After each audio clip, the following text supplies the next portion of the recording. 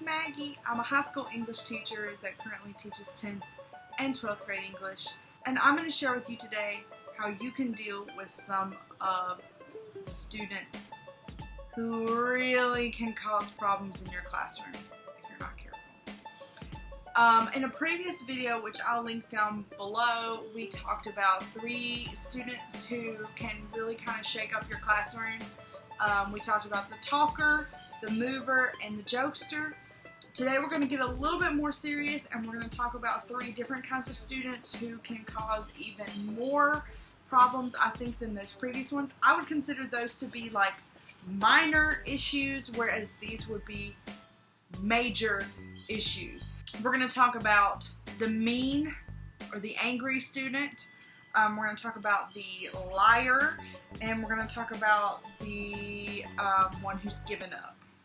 So, I want to start by saying, if you haven't watched the previous video that I'm talking about, you might want to start there because I give a lot of kind of basic behavior management suggestions and resources.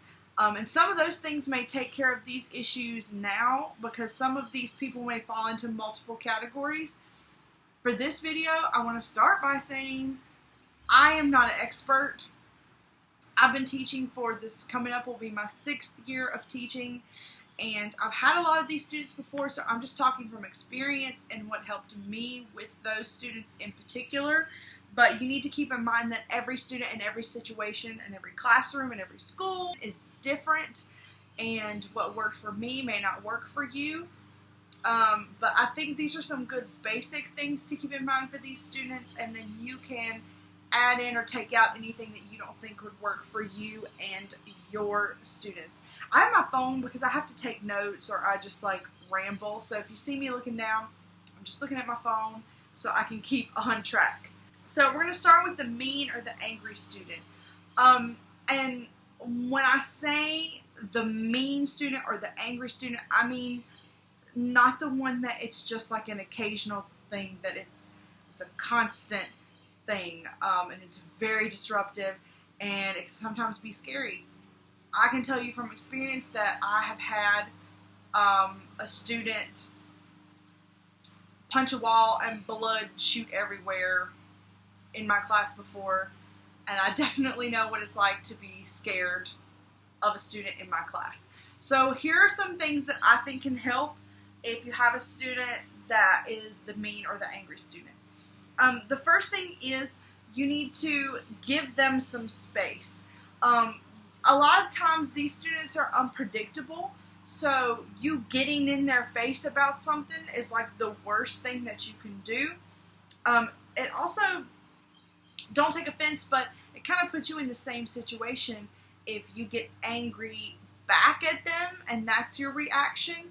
So I would say remain calm, give them space, back up, and just let them kind of have their space.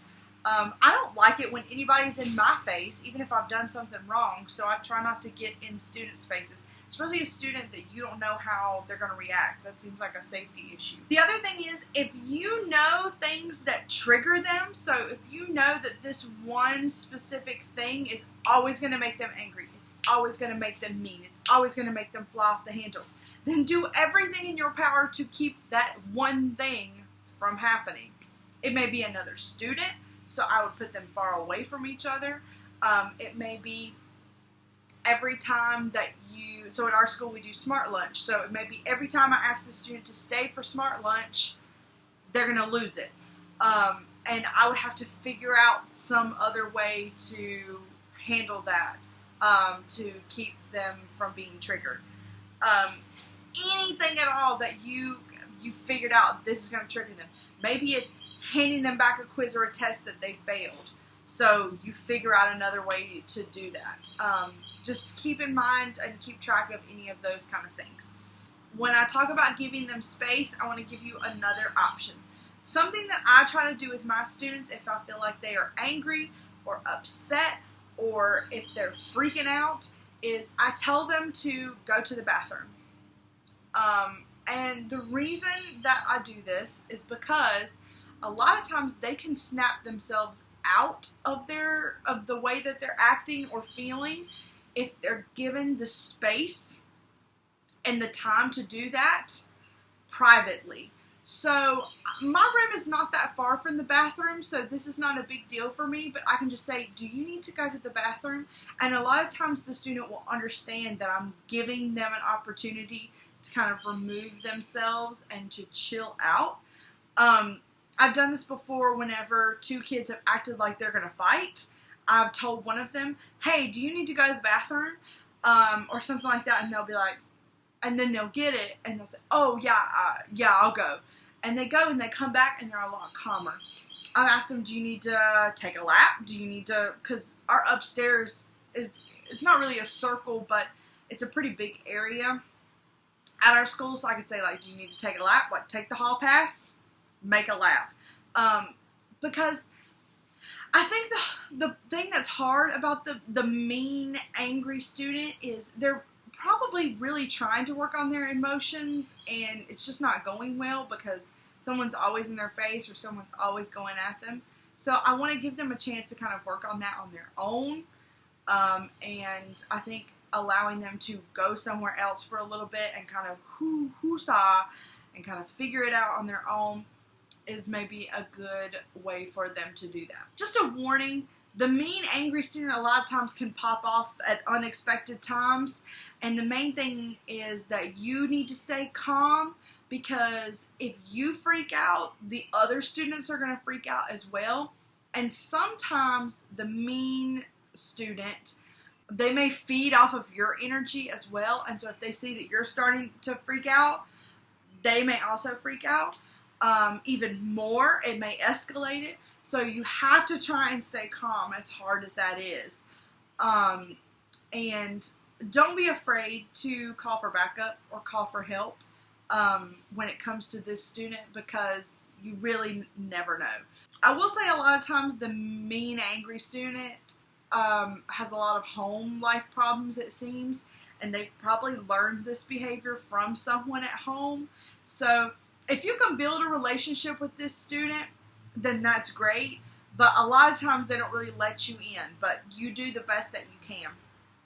I will say there is hope, though, for all students. I had one student who I had as a 10th grader that I would consider to be this student in particular that I'm talking about. And then I had this student again as a 12th grader and had no issues at all. So remember that kids do change, and give them a chance to kind of reintroduce themselves to you if you have them multiple years. The second one that we're going to talk about is the liar. And what I mean by the liar is this is the student who you have caught multiple times in big, serious lies. I have not had a ton of opportunities with students who I would consider this. I have one in particular that I'm thinking about that made life very difficult for me in one of my classes. I had to find out the hard way that the student was a liar, but when I talked to some of my other resources at school, I found out that other people knew, and we were able kind of to share information and get our story straight, and it helped a lot. So I would say if you think a student falls into this category, I would maybe ask some other people that come into contact with them and see, because when it comes to the student that is the pathological liar, we all have to be on the same page, or they will definitely plot you against other people. My first tip when it comes to the liar is you need to make sure that your story is straight. And what I mean by that is, if you are, let's say the student has a punishment, or the student, let's say you caught the student cheating, or literally anything, you need to make sure you know exactly what happened with the situation, to the point where I may even write it down with a date and a time, because that student is going to try and pick apart and find any holes in your story to use against you. So you need to make sure your story is locked down. Also with this student, I would never be alone with this student. And that's because never know what they're going to say happened. I would just make sure every time that you needed to be with this student, if it happened that you were alone, you always leave the door open, you talk very loudly, and you try to get any kind of adult supervision or backup on your side that you can, because you just never know what they're going to say. So do not be alone with them if at all possible. Another thing that I think works really good on the student that is the liar, and I'm laughing because I feel like this is kind of mean in a funny way, but it works really good, is to not ask them open-ended questions. So like, if you're trying to ask the student like what happened, I wouldn't just say what happened.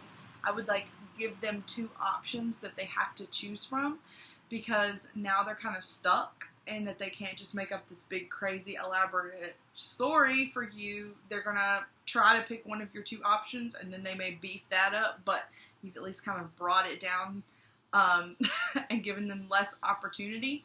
So try to never ask them open-ended questions. Also try not to give this student a lot of opportunity to tell stories to the class, because you never know what's going to come out of their mouths, and once they've said it, you can't take it back. So they're the student that if they have something to share, I may let them share a piece, and I'll be like, okay, and then we just kind of move on.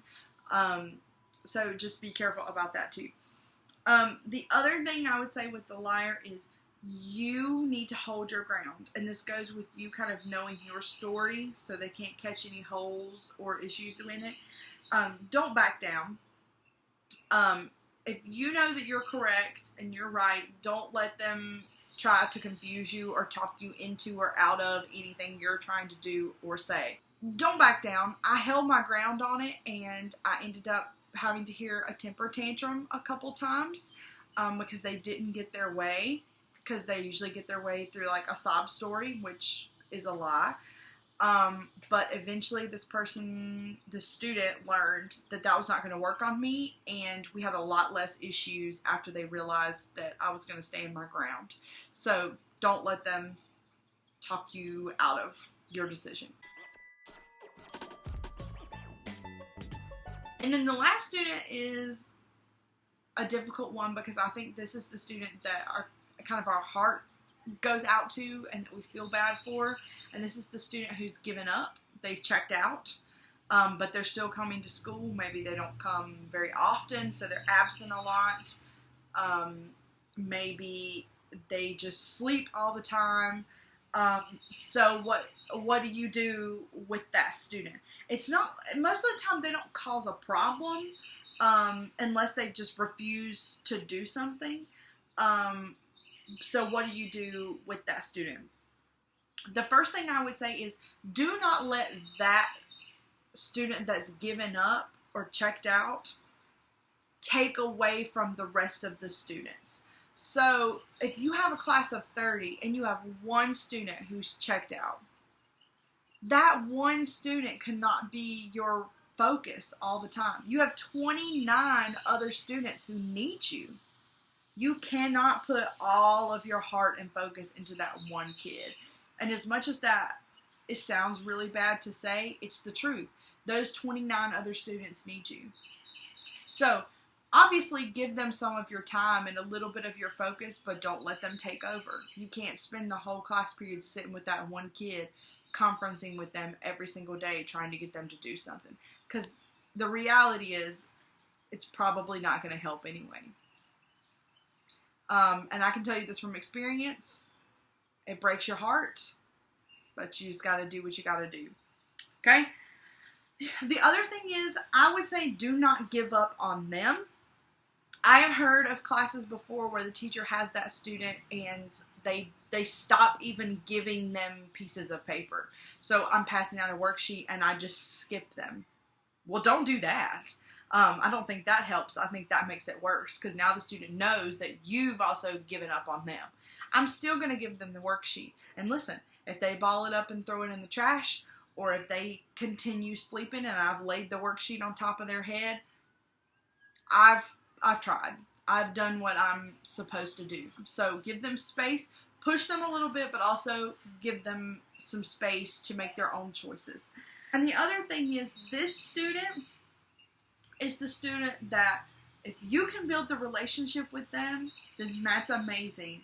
And you may be the only teacher at the school that they have a relationship with, that they care about, that they feel cares about them. So I would say if you have a time like during lunch or before or after school where you can talk to them and just see what's going on and why they've given up or checked out.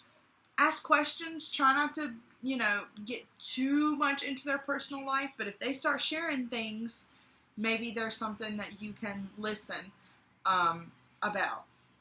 I always, if I feel like I have a student who's checked out or given up, I always try to talk to my school's guidance counselors about them, because most likely they're already on their radar, and if they're not, they need to be, because probably if they've checked out in your class, they may have also checked out in other people's classes. So you could also talk to their other teachers and see how they're doing in there. And, hopefully you can catch this soon enough that you can be part of the solution. But sometimes, especially with upperclassmen, they're done and they're going to drop out, or they just have other things on their mind. So just building that relationship with them, which I don't really know how to give you advice on how to build a relationship with a student other than just be genuine, and show them that you genuinely care about them and that they are in a safe space with you, and give them opportunity to talk and you be the listener. As someone who really likes to talk, it's so hard for me sometimes to just listen to students and not give advice, but it's not really our job to give advice. If they ask me, I may offer some, but I just try at most to be the listening ears. And I think a lot of times the student who's given up really needs somebody to listen if you can get them to talk. So if they start talking, then you shut it. Lock it down and just listen. I think technically all three of the students that we've talked about today, it would be really great for you to hook up with your administration or to hook up with guidance counselors, because they probably have some other things going on that someone else could maybe assist with. If we're talking about a student who's angry all the time and ready to fight, punching things, screaming, kicking, throwing, that's a safety thing. So you should be talking to your administration and guidance counselors about that.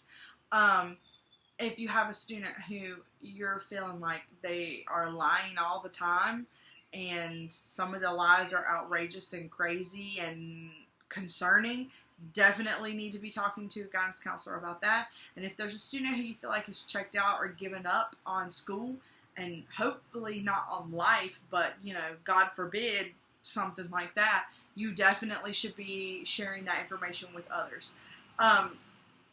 These students are really hard because I feel like you're like, oh my God, when you have a student like this, it just kind of hurts you. But as I said, with the one student who's given up example, you cannot let that one student totally control your class of 30. You have 29 other kids who need you and need your class. So don't forget about your other kids because of this one kid. And I can say that from experience. I've definitely done that before and then look back on it now and said, dang, I really messed up. But that's why I'm talking to you about it, so hopefully we can keep that from happening to you. So, have you ever had one of these three students before? What were some things that you did that helped? Tell me down in the comments. If you think this video is helpful, give it a like so that other teachers can see it if they're having these issues. And make sure you subscribe so that you're not missing any more videos. And I'll see you soon. Bye!